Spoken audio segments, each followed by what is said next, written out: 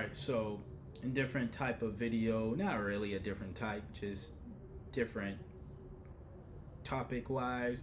I'm here to talk about a video game, alright? Here to talk about a video game, preferably a theory happening in one of my favorite video games. I'm just gonna say my favorite video game of all time, Cyberpunk 2077. Yes, it is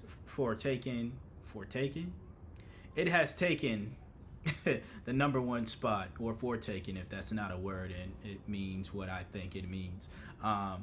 It has taken the number one spot as my favorite video game of all time. We're not here to talk about that. If that's a video you would like for me to talk about, just leave a comment, let me know, and then I'll work on that list for y'all. But I wanted to, again, address, as if you didn't know by the title already, and maybe the thumbnail if I have my panty poo. Yeah. My panda bear Panam up there.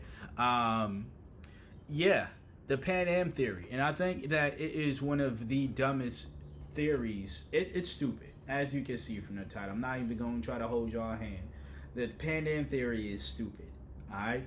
And I have kinda in there because I see the vision a little bit as to where the theory is come. Well, I see the vision a little bit as to what one of the theories in this entire theory, or one of the thoughts within this entire theory. But the entire theory to me is just straight up dumb, and I'll get into why. But before I get into why I believe it's just dumb, I'll just read to y'all real quick what the Panam theory is. The Panam theory is a prominent, tragic Cyberpunk 2077 fan theory focused on the fate of the companion Panam Palmer during the Tower ending, introduced in the Phantom Liberty DLC. So essentially, that AI answer that I just gave y'all, Google AI answer I just gave y'all, pretty much says that, you know, it's talking about what happened with Panam Palmer, the character, many of our favorite character in the game, in Cyberpunk, or just maybe just favorite companion. She's one of my favorite characters, but she ain't my ultimate favorite character within the game, personally speaking. One of the characters actually mentioned within this theory, Mitch, happens to be one of my faves. My favorite of all time, though, in the game is just Vic. That's my guy. Rest in peace to Vic's voice actor, the guy who voiced Vic.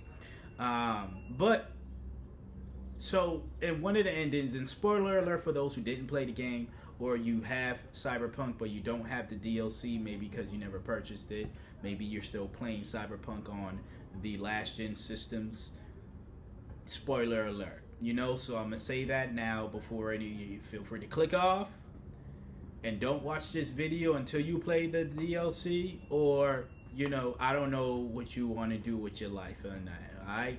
But feel free to click off because spoilers are about to happen. Anyways, with the DLC of Phantom Liberty, one of the endings that you can achieve within the game is if you side with Solomon Reed and the FIA, essentially, they will give you the cure. Alright, I'm not going to spoil too much of the story, but you know, your main character, your V, needs a cure of some sort, right?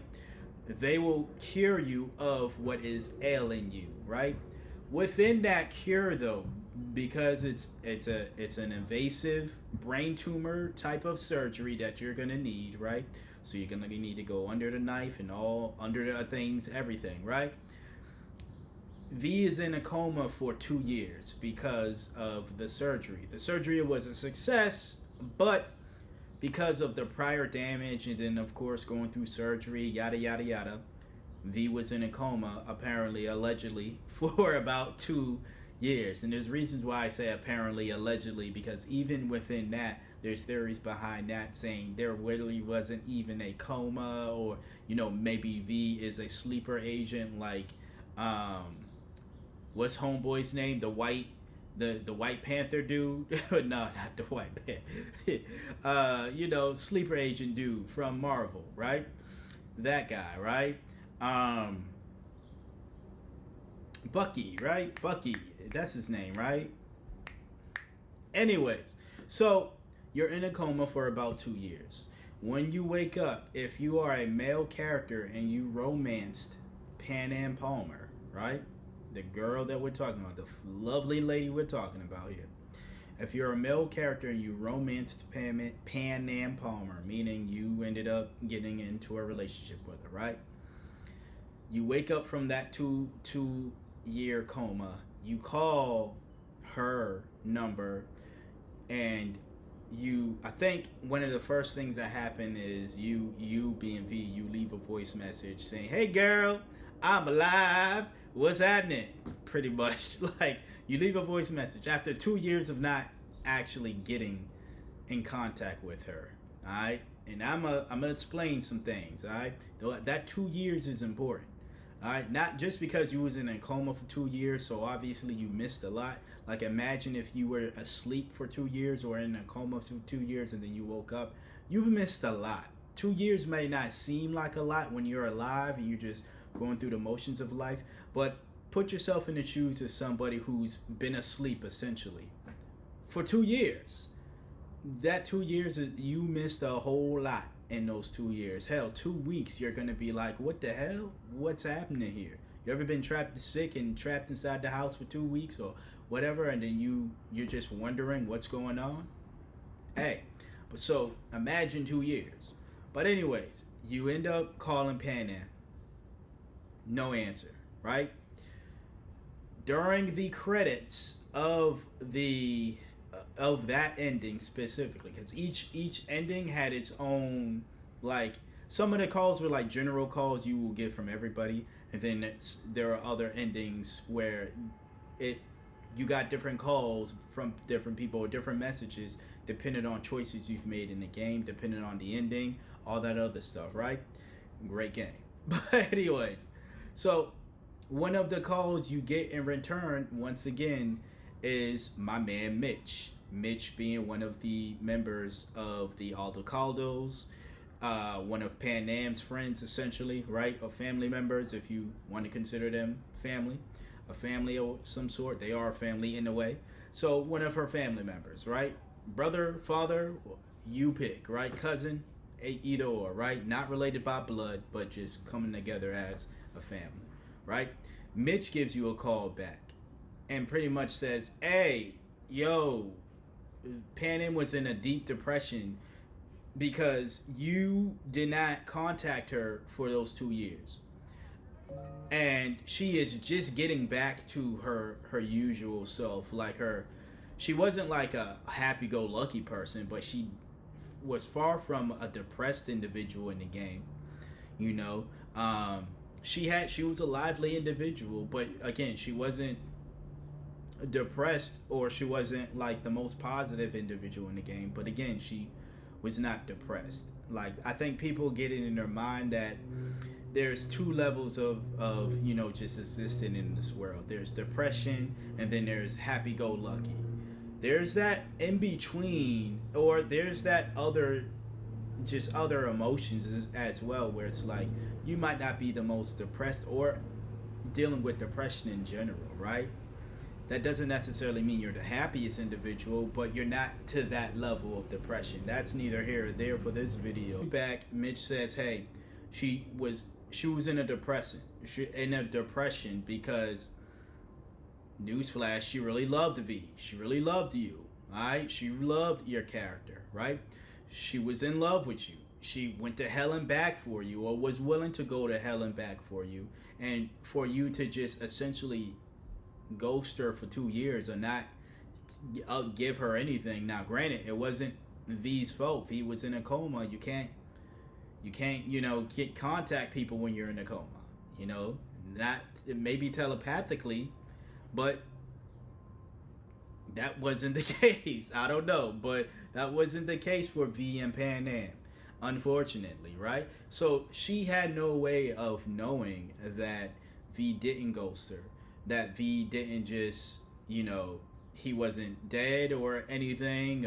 She had no idea how to find him, essentially. So that can understandably throw someone into a deep depression, especially if you are in love with that person. Imagine, and I had to say this in a comment section of a video about this theory people were making some time ago. Imagine you and your partner, if you have a partner, or just you with somebody in general. Imagine not hearing from somebody that you love for 2 whole freaking years, and you have no idea where they are. You try to contact them and you get no response back. Their number seems to not be in working order, or if it's still working, you're either being sent to voicemail, or it just keeps ringing and ringing and ringing and ringing, but no one's answering. And worst of all, you have no idea of where they are and how to even find them. If you're truly someone who loves this individual, that will spiral you into a deep depression that you probably are going to find it very difficult to come back from as well. You might end up thinking, wow, this person really ghosted me. I really loved them and they ghosted me. I also said a lot of y'all ain't never been ghosted, or at least a lot of y'all probably have been ghosted, and because you're so numb to it, since you're so jaded to love and so jaded to all those terrible experiences you may have had in your love life, you think, oh, it's not a big deal, or it's nothing, right? Or again, a lot of y'all just never been ghosted. A lot of y'all never been in love. A lot of y'all just never had a partner in general. So, some of these are some things where I feel as though, except for the ghosting, no one should have to go through that just to understand how fucked up, one, it is to ghost people, and two, how, one can be heartbroken because of that. But it's, getting your heart broke in general, going through a breakup, loving someone and no longer having that connection with them, contact with them, these are things that I feel as though make people stronger. And when you go through these things, yeah, it sucks going through them, but again, like, you can identify, even in fictional characters, when you see these situations happen to these characters, if you've gone through it yourself, you're able to identify what they are. Not speak on some dumb shit like create theories like, oh, we think Panam is dead and Mitch is lying about her death to protect V. The only people who believe in that, because that is the Panam theory, for those who, I know I was, how long I've been speaking? 13 minutes, right? That was a roundabout way. I was painting y'all the picture, right? But it was a roundabout way to just say, to tell y'all that the theory is dumb because, one, Mitch, it comes with a basic understanding of character and character structure.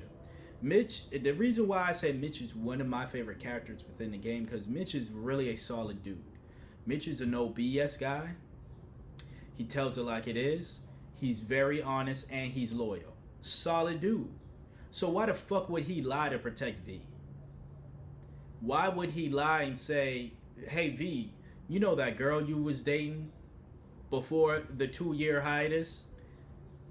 Why would he not let V know, hey, listen, sorry to tell you, V, we tried to get in contact with you. It's been 2 years since we heard from you, but listen, Panam, she's gone, she's dead. Mitch, if Panam was actually dead in that ending, Mitch would have zero problems doing that because, like I said, Mitch is a solid dude. Mitch is not going to lie to people to protect feelings. That's not in Mitch's character. And I think, again, a lot of people play these video games, and I'm a sound pretentious, I don't care. But a lot of people play these video games, these single-player video games, and think these characters are as imagined as, that these, like, they create the fan fictions in their own mind about what these characters are. And it's like, as someone who is a storyteller himself, who creates characters, who creates worlds, I create these characters intentionally with the personalities that they have. So if I were to create a character like Mitch, I'm not gonna want someone to then change his personality from being someone who is very much honest and forthright to a liar who sugarcoats things. That's your fan fiction, and it bears no comparison to the actual truth. The actual truth is the Pan Am theory is stupid because Mitch would not lie about Pan Am being dead. Mitch would straight up tell you Pan Am is dead. This is the same man who said, he said, hey, listen, she went into a deep depression because she couldn't get in contact with you for 2 years. And guess what?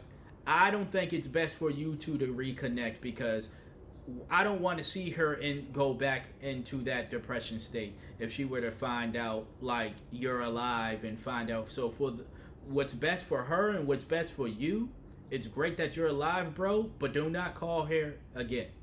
Do not call her. Do not call me again. I'm glad to see that you're alive, that you're actually alive. In those 2 years, we thought you were dead or didn't know about you. But nah, fam, like, leave her alone. Because she's slowly getting back to the Pan Am that we once know and love. You know what I'm saying? That we know and love, that we still love. But she's slowly getting back to herself. She wasn't herself those 2 years or the depression, however long she was depressed because of your disappearance. That is the Mitch that we know. That is the Mitch that we got in the game. That is the Mitch that I love. That is something Mitch was essentially saying during that phone call. He didn't sound like someone who is lying to you about your girlfriend being dead or alive. It wouldn't make any fucking sense because then V would eventually find out if V went to go look. It just doesn't make any sense. And again, it's people not wanting to believe that Pan Am essentially would not want to be with V because of the disappearance. It's people trying to ease in their own mind, okay, how can I make up this story that Pan Am is, there's no way in hell Pan Am wouldn't want me. Nah, nigga, she don't want you no more. You ghosted her essentially for 2 years, not to your fault. Again, you was in a coma. But at the same time, she don't know you was in a coma. She also probably would not approve of you siding with the government, essentially, to get that cure when, if you play the ending that I play oftentimes, and you sided with the nomads and stuff, I believe it's called the Sun ending. If you choose that ending, if I'm mispronouncing the name, it is what it is. I don't really pay attention to the chapter names. I just know the game. Of course, I played it 1,000 times. So I don't pay attention to the names. I'm just being real with y'all. But anyways, like if you chose that ending, the Aldo Caldo ending, essentially, right? It's obvious that Pan Am, you and Pan Am are still together. Is it obvious that V ends up living or finds a cure? Because we find out in that ending, spoiler alert again, we find out in that ending that V still isn't going to get cured, of their ailment. It's just a matter of time at this point on, I think the timeline was like anywhere between 6 to 9 months or 6 months. Yeah, 6 months to 9 months, or even, perhaps longer as, Cunningham saying the AI of Alt Cunningham said perhaps longer than that, but she gave the timeline of 6 to 9, perhaps longer. So that means maybe another 2 years with Pan Am, but again, there was no cure. Still, if you've been in love with somebody, right? And you've dated somebody and they had some ailment and they had their doctor, right? Hopefully their doctor's not an AI. Like essentially, Cunningham was our AI doctor. But hopefully they get a real diagnosis from a real doctor, who gives them a, hopefully they get to live. Let's just get that out the way, and then let's focus on the reality of the doctor, right? Let's focus on your partner living. But if you're in love with your partner and they get a real diagnosis, and they get a real diagnosis from a real doctor, and hypothetically speaking, they say that your partner only has 6 to 9 months, perhaps longer, to live.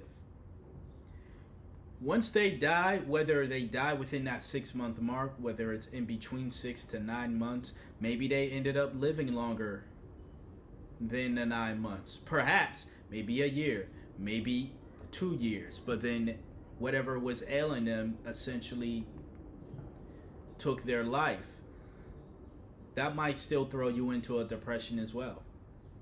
It goes either way. Whether that person dies into your arms, and they die surrounded by people that love them, or that person is in a coma for 2 years, surrounded by nobody who loves them. The people who do love you, if they don't know about your whereabouts, it is not far-fetched to think that is also going to send them into a coma, especially if that person is if you and that individual are romantically involved, if you two are in love. It's not rocket science. And I think, again, I have to reiterate, I feel like people just took this theory and they made it into something that they wanted it to be true. What they want to be true is Panam would never leave me. I would never make Panam depressed. When in actuality, what the fuck how are you gonna react if you didn't hear from your partner in 2 years? If you call your partner and their brother essentially picks up, or their family member picks up and says, "Hey, it's great to hear from you," but they've been in these past 2 years, they've been in a deep depression because we ain't know anything about you those past 2 years. And I think it's best that you leave her or him alone.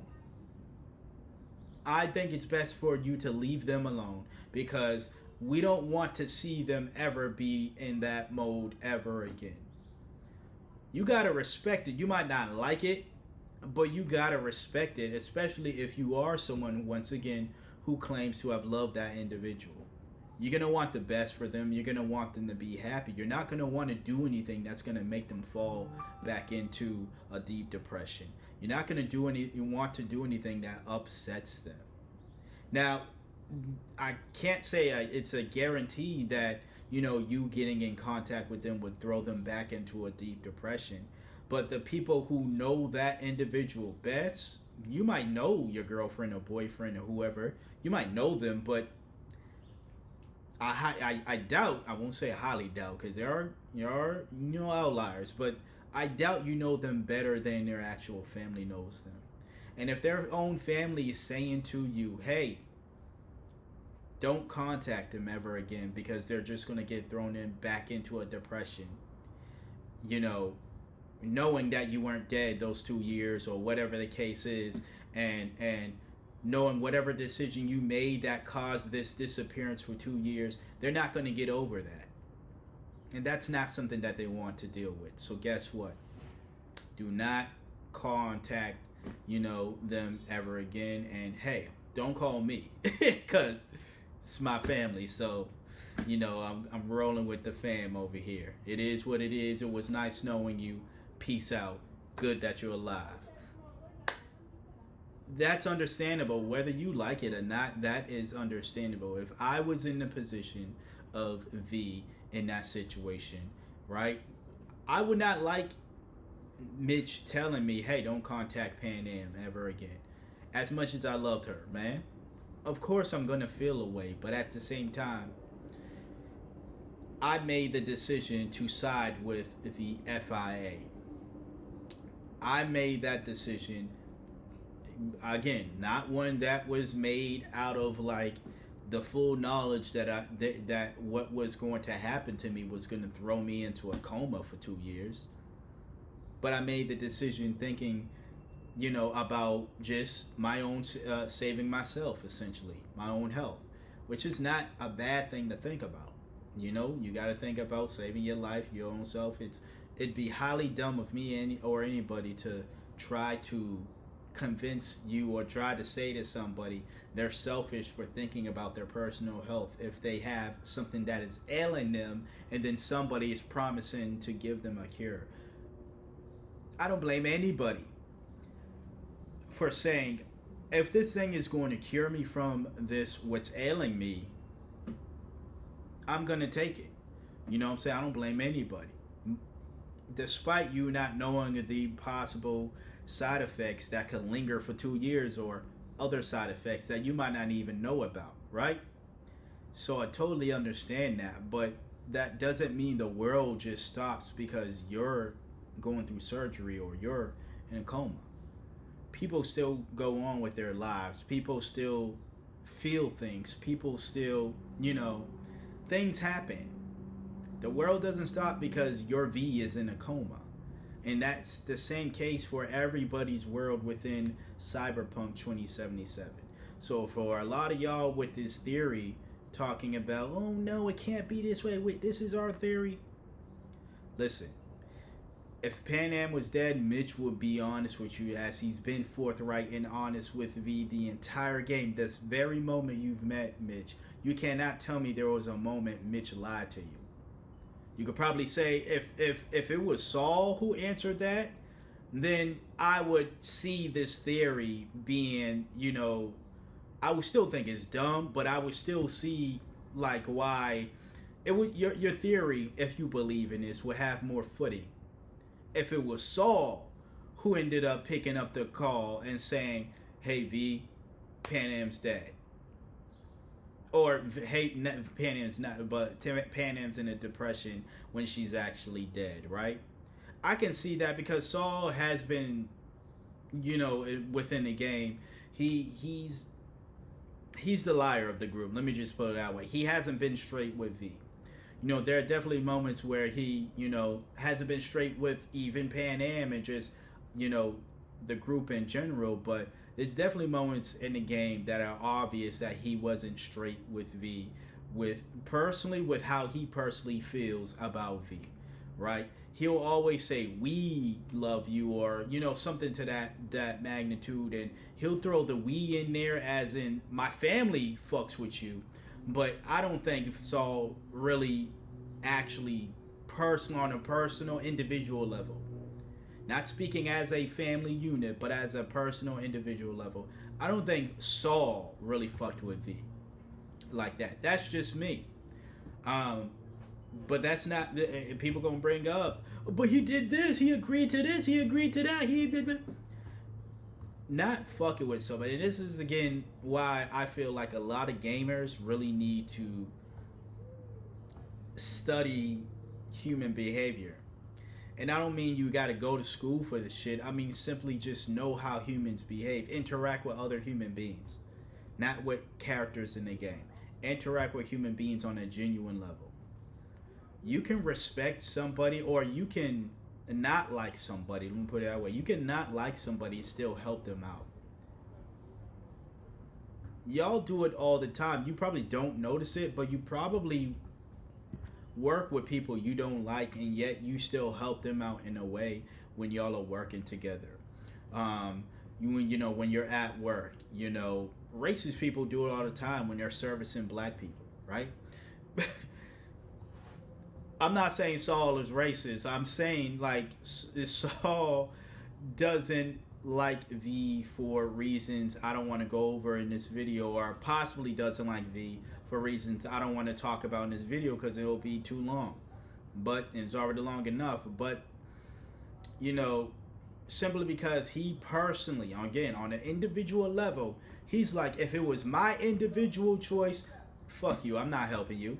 But this is for the betterment of the family, then I'm going to help you, right? And again, and if you talk to Saul as V and you try to ask him, yo, be straight up with me, right? And I'm paraphrasing, of course, but when you ask him straight up, be straight up with me, are you cool with me? he clearly, to me, his non-answer was an answer, and it was, nah, I don't fuck with you, but I'm not gonna tell you I don't fuck with you, right? So it's like, if anybody was to lie, I say all that just to say, if that was Saul who picked up the phone and said, hey, you know, I don't, Panam just is in a depression and I don't want you calling her, then I could be like, oh, because Saul doesn't keep it real with V. But Mitch, no, that's a totally different thing. And like I said, pay attention to people, pay attention to their characters. Mitch is not going to do something like that. Mitch would not lie to protect V's feelings. Mitch will keep it real with V and say, hey, we're talking about the same guy, Mitch. We're talking about the same guy who, again, his best friend Scorpion, another spoiler, his best friend Scorpion said, when I die, I want you to put my dead body behind a car, and then I want you to drive that car down a fucking cliff. Mitch honored his dead best friend's wishes. He could have easily not done that. He could have given him a quote-unquote proper burial. And we don't know much about the afterlife of this and the third. Maybe there is an afterlife, and you know, Scorpion would be like, dude, you didn't honor my wishes, man. Or it would have been a situation where it's like, there was no way of Mitch, there was no one holding that honor, is what I'm trying to say. There was no one holding that commitment to Mitch and making it so that he had to honor Scorpion's final wishes, especially if that was something only Scorpion shared with Mitch. And yet, Mitch still honored his dead friend's wishes. Why? Because that's the type of man Mitch is. A solid dude. He is not going to lie to you. Y'all need to understand that, because this theory not only is just y'all coping with the fact that Panam doesn't want to be with you anymore because, you know, you ghosted her unintentionally, but you were still essentially ghosted her for 2 years, and no one, whether it's intentionally or unintentionally, no one is going to take kindly to being ghosted for 2 years. Let's be real, right? You ghosted her for 2 years, and you don't want to admit to that. So now you got to you got to warp in your mind that something happened to her, because there's no way she wouldn't want to be with me. There's clearly a reason. But also, again, you done changed the character of Mitch. And nah, that's not it. That's not it. He is not going to lie to you. Again, like I said, if that was Saul, maybe I'd believe y'all. But that's not the case. Now, the reason as to why I said maybe there's a little bit of legs with this is I do think essentially that Panam and the rest of I don't think the Aldecaldos last long. Even after the Sun ending, if that is the actual ending.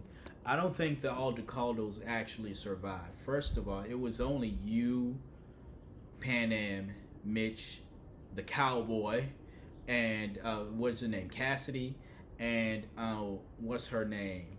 The snappy woman, right? I want to say Cassandra, but it's not Cassandra. Damn, I'm forgetting her name. Alright, but it's literally just y'all.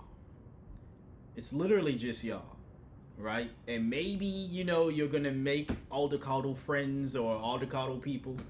I don't think that group lasts long, to be honest with you.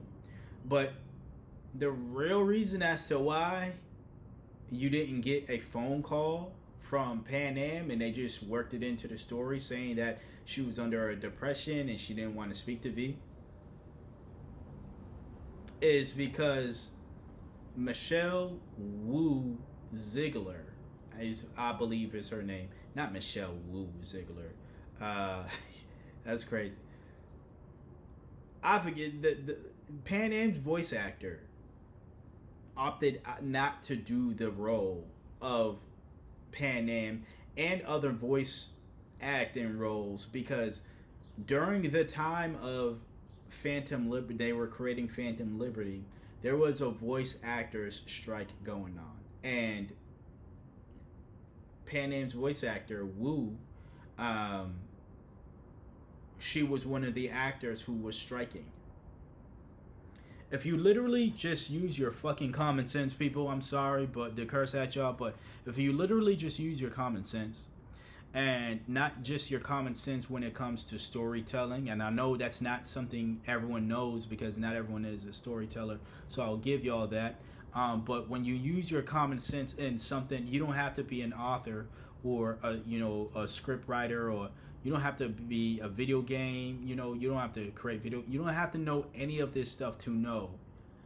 Actor is on strike. When actor is on strike, actor doesn't play role that they once played. It's really that simple, you know. And to me, that was the biggest explanation before even the theory, when people were like, how come there's no Panam? We don't get to see it here from Panam and blah, blah, blah. And once I found out when Phantom Liberty was made, once I found out she was on strike during that time and she opted not to return back to Panam or to do any other voice work until, the demands were met from her and the other strikers, it makes 100% sense as to why we didn't see or hear from Panam other than the pre-recorded voice lines when you invite her to your crib. Like, it makes obvious sense. I know that doesn't make sense for the story of Cyberpunk per se, so they had to create a situation where she was in a deep depression. My main man Mitch picks up the phone. He lets us know what has been going on with her for those past 2 years, and lets us know, hey, listen, I don't think y'all should be back together, essentially. I don't think you should call here anymore, because she's just now getting out of that deep-ass depression that you sent her in for the past 2 years. So it makes sense. And again, Mitch is not a liar, so he's not going to lie and say she's alive, she's just depressed, if she's really dead. It's not in Mitch's character. Alright? If y'all, again, if that's stuff that you claim to know, then you should know that, right? If you don't know that, now you know. But I just debunked your little theory, and yeah, that's that. Until next time, until next video, y'all be easy out there. Peace.